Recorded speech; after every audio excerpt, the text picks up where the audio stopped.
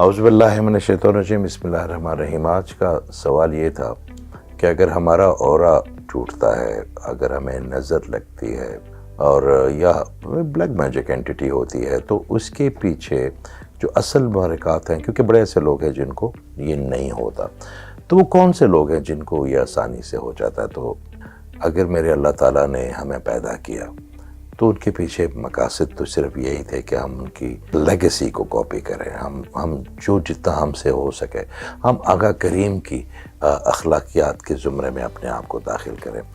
مگر جو سب سے ضروری چیز ہے میرا خیال ہے وہ ہے گریٹیٹیوڈ، شکر گزاری۔ اگر آپ گریٹیٹیوڈ میں نہیں ہیں تو آپ زندگی کی کسی بھی چیز کا نہ فائدہ اٹھا سکتے ہیں، نہ مزہ اٹھا سکتے ہیں، نہ حظ اٹھا سکتے ہیں۔ اچھا، گریٹیٹیوڈ ہم سمجھتے ہیں، شکر گزاری ہر بندے سے جب پوچھتے ہیں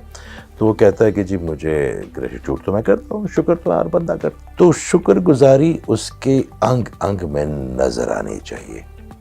اگر اس کے وہ اللہ تعالیٰ کی چیزوں پہ شاکر ہے تو اس کے چہرے پہ، اس کے لباس میں، اس کے اطوار میں اتنی خوشی ہونی چاہیے جتنی وہ خوشی آگے بھی بانٹ سکے۔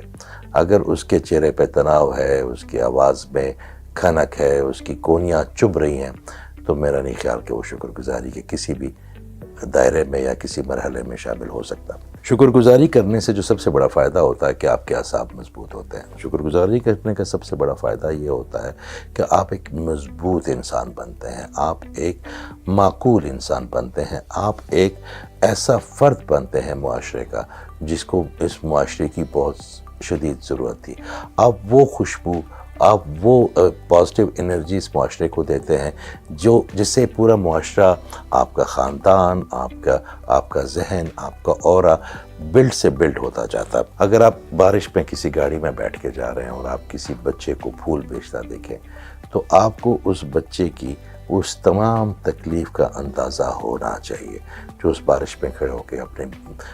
بیمار ماں کا یا اپنے چھوٹے بہن بھائیوں کا پیٹ پالنا چاہتا ہے اور آپ اس کو کراس کرتے ہیں۔ تو جب تک آپ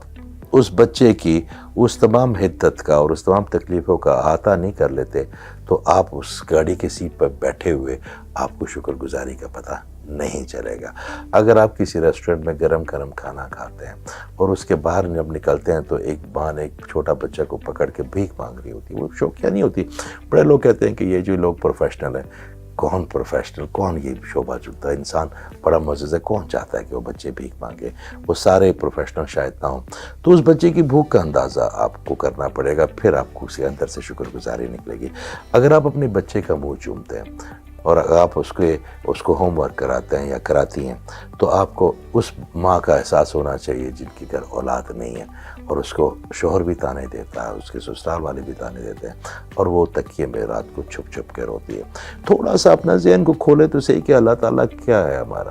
کیا وہ اللہ تعالیٰ جو اس پورے کائناتوں کا رب ہے، جس نے آگے بھی پتہ نہیں کتنی مخلوق ہے پیدا کی ہے، جن کچھ کا ادراک ہوا ہے ہمیں، کچھ کو نہیں دیا،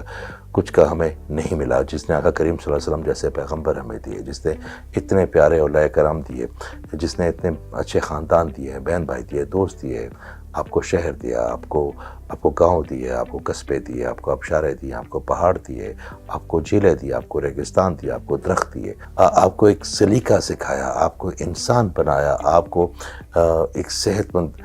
ذہن دیا، آپ کو ایک بہت خوبصورت ایسے معاشرے میں آپ کو پالا کہ جہاں پہ آپ کی پہچان ہے، آپ کی عزت۔ کچھ لوگ ہوتے ہیں جن کو عادت ہوتی ہے،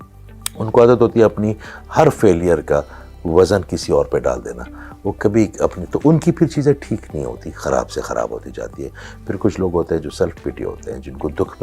میں بڑا مزہ آتا ہے، تو اگر وہ دکھ میں مزہ ان کو آنا شروع ہو جائے اور وہ اللہ تعالیٰ کو دکھ میں یاد کریں گے تو پھر اللہ تعالیٰ کو تو پسند ہے وہ بندے جو اس کو یاد رکھیں گے، تو پھر تو اس کو پھر اسی پیٹرن میں رکھے گا نا۔ تو اگر ہم اس کو خوشی میں یاد رکھیں، شکر گزاری میں یاد رکھیں، ہم اس کے ساتھ اس طرح ٹوٹ کے، اس طرح بکھر کے اس کے سمندر میں ملنے کی کوشش کریں جیسے قطرے یا ریت کے ذرے ریگستان میں ملتے ہیں، تو ہم کہیں نہ کہیں اس کا حصہ بن جائیں گے، اس کی سوچ کے، اس کی فلسفی کا۔ ہمارا اللہ تعالیٰ بڑا رحمان، بڑا رحیم، بڑا کریم ہے۔ کوشش کریں کہ اگر بہت زیادہ نہیں تو کم از کم اتنا شکر ضرور ادا کریں جتنی انہوں نے ہمیں نعمتیں دی ہیں، تو نہ ہمیں نظر لگے گی، نہ ہم بیمار ہوں گے، نہ ذہنی، نہ روحانی، نہ اخلاقی، نہ معاشرتی، ہم تندرست ہو جائیں گے۔